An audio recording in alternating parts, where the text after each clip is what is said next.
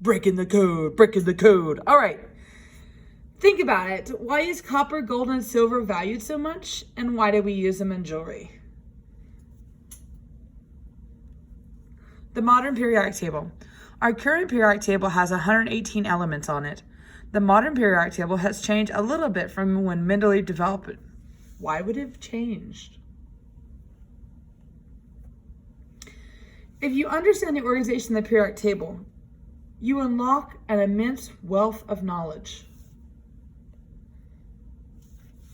So first off, there's the reading of the squares.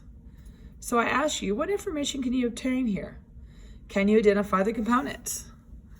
What does 79 refer to? What does the AU mean? And what does 196.9665 mean?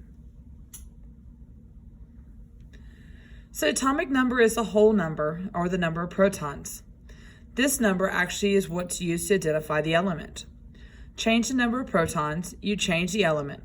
We'll talk more on this later.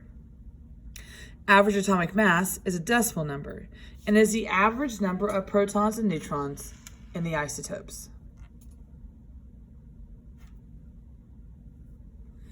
Parts of the periodic table. Most modern periodic tables have 18 vertical columns and 7 horizontal rows. Vertical columns are called groups or families.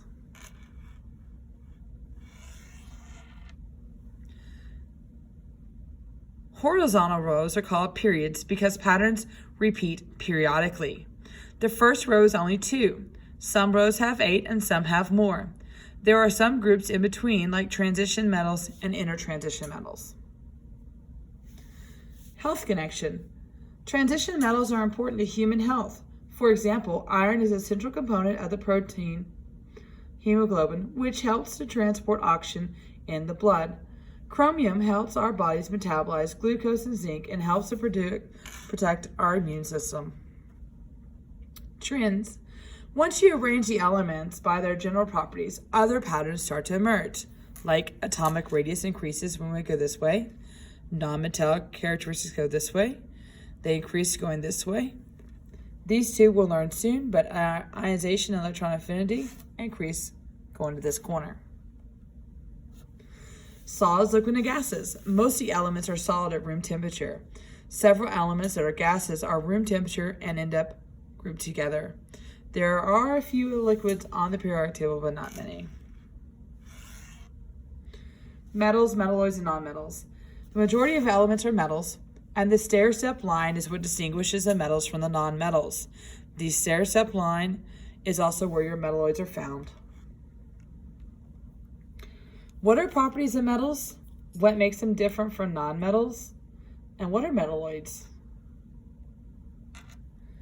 Metals have luster. They're good conductors of heat, electricity, high melting points, high density, ductility, and malleability. And I did hear some of y'all say that on the activity. Nonmetals will not have those properties. Metalloids are found along the stair-step line. They have similar properties of metals and nonmetals.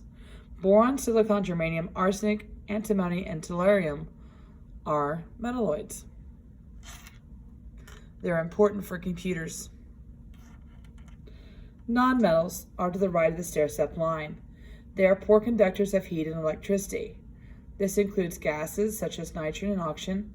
It also includes solids that are brittle like sulfur.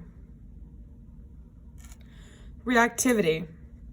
Elements in the lower left and upper right of the periodic table are the most reactive. The elements in the middle of the periodic table are not very reactive. If elements in the upper right of the periodic table come in contact with metals, there will be an explosion. Noble gases, or group 8, are non-reactive. They have a full octet, or 8 valence electrons. Valence refers to electrons in the outside shell and are responsible for bonding. Other elements will want to have configurations similar to noble gases. We'll learn about that soon. Chemical connection. MSDS sheets, material safety data sheets. They tell us the important information such as reactivity, storage of chemicals, potential hazards, such as health, fire, and environmental issues. We use them to determine how to properly store chemicals, how to dispose of them, and how to keep you safe.